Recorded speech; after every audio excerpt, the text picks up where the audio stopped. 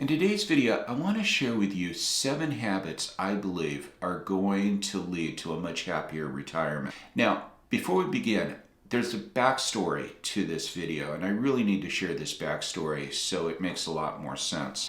It started out with a friend of mine about a month ago. She contacts me. She's training to be a therapist, and she's learning a lot of skills in becoming a therapist. And she contacts me and she says, "Bill, I'd like to practice on you."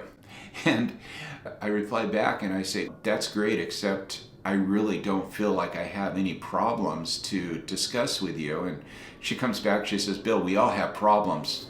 And it's like, well, I don't. I mean, I might have some dark days and stuff like that, but I don't really stay awake at night ruminating over them.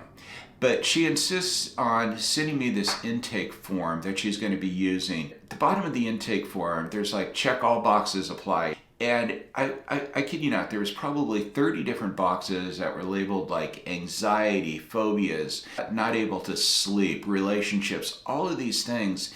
And I'm looking at these boxes and it's like, there's just nothing there that I really need to check. And I respond back to her and I said, "I'm sorry, but I'm just not the person that you want to be practicing on." So that was the first thing. And it just kind of led me to wonder, was like, why don't I really have any problems? And then I'm walking one day, and this was about 2 weeks ago, and I come across one of my neighbors. He's retired. He's probably close to 80 years old, but he's still in pretty good health. I mean, in fact, he used to teach karate, so that tells you a little bit about his fitness level. I talked to him and I say, "So how is retirement going? You know, what have you been doing? How are you keeping busy?" And he says, "I'm just kind of watching TV. That's how I spend my day." And there was like a little sad look on his face. Then the last thing that happened was I had to call my tax preparer. I had a question for him. He had recently retired from working as a network engineer. He's still doing taxes part-time between January and April. And he's been my tax guy for over 20 years. And I call him up and I say, "Hey, so Joe, how's it going? How are you doing?" And he says, "Oh, Bill," he says, "I'm just bored to death." After I got off the phone from talking to him, I started thinking about this. And I said, okay, what is it that I'm doing that makes me feel pretty good when it comes to retirement? And these other individuals that I'm talking with, and plus there's more out there that I know of, and they don't seem to be as happy as they should be. So I started researching it. You know, I used Google, and let me tell you something too. Whenever you put in the word retirement in Google, you get a lot of hits that come up from financial advisors. And it seems to be all about money. Like, you know, you're going to be happy with all of this money. But I did find one specific, what I would say, gem in this whole thing, and it was 7 habits to a happy retirement. And as I was reading through that, it was like, yep, I'm doing that, I'm doing that, I'm doing that. I was doing all 7 of those things. Now, that's what I was looking for in wanting to put together this video, because I wasn't certain why it was. I was feeling pretty good about myself until I realized that, well, these habits that this article is talking about, and by the way, I'm going to leave a link to this article in the notes section below, because I'm not going to go into a lot of the studies, but they are cited in this article. It's by Kiplinger, I guess it is how to say it. But anyway, I have it linked in the notes section below. But it had the 7 habits that really lead to happiness in retirement. And that's what I wanted to share with you today, because I think these 7 habits are spot on. So the first thing the article mentions is that people that are in retirement, they work at staying healthy. They work at that. And it really becomes kind of a non-negotiable. I realize I've been doing that for a couple of years now. You know, one of the things they talk about is just getting out and doing a moderate exercise like walking. I mean, walking is a great way to exercise. It's completely free. It's, you know, not hard on the body or anything. And I do that. Every single day, and I walk 1 hour a day. Now, I'm a little bit of an overachiever in that department, because according to the National Disease Center and Prevention, Again, I'll put a link to this in the note section below. But they say that you want to walk between 150 minutes and 300 minutes a week. So if you do 30 minutes a day, 5 days a week, that's 150 minutes. And your moderate exercise, and again, they're just talking about walking, is between 2.5 miles to 3 miles per hour, 3.5 miles per hour. So 2.5 to 3.5 miles per hour is a good moderate pace to walk. Now I do that. I walk 3 miles an hour, and I do that for 1 hour. So I'm walking 3 miles in that 1 hour time span. So that's something I've been doing for a couple of years. I didn't do it because I thought it would lead to happiness. I just been doing it, and I guess maybe I'm getting the benefit of not only better health, but maybe it's helping my happiness level a little bit. The second thing that the article talked about was having a strong social network, having a good source of friendships out there. And I did a video on this, and I'll put a link to it in the upper right-hand corner, that talked about how when we're working, we have developed this core of friends at work, and when we retire, we lose that unless we start cultivating those work friends outside of work.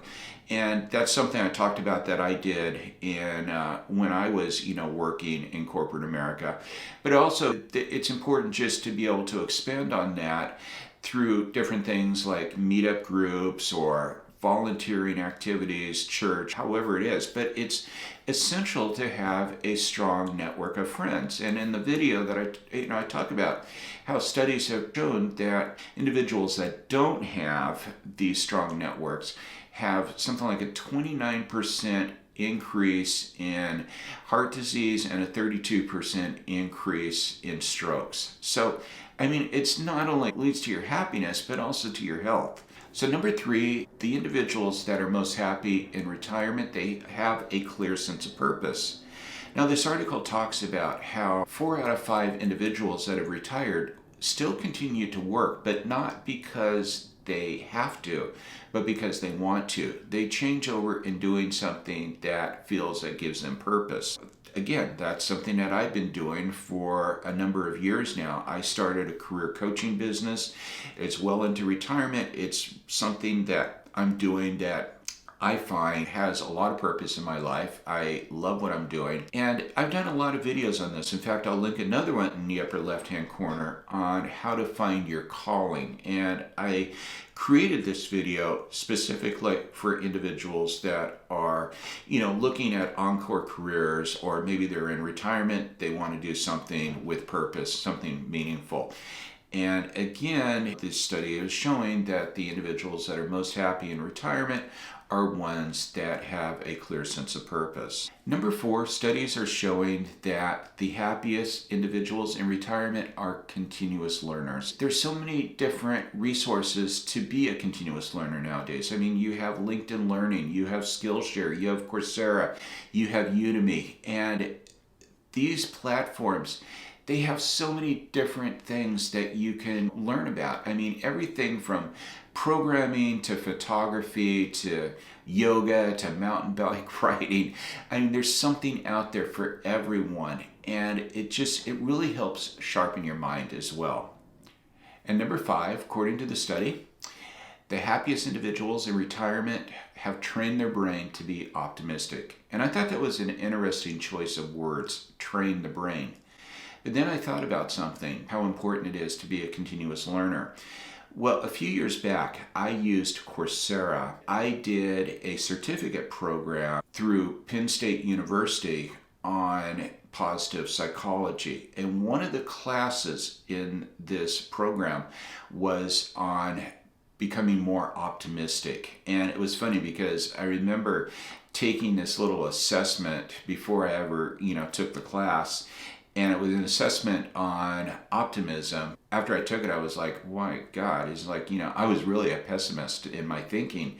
And I didn't realize that.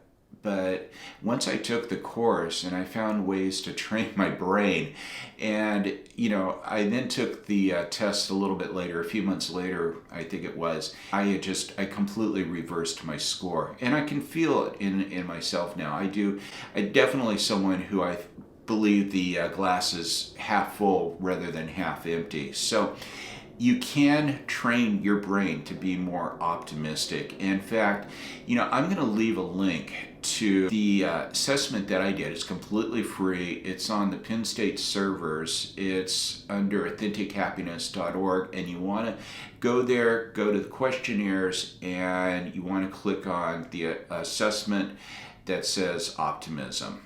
Number 6, what they found is that the happiest individuals in retirement practice gratitude.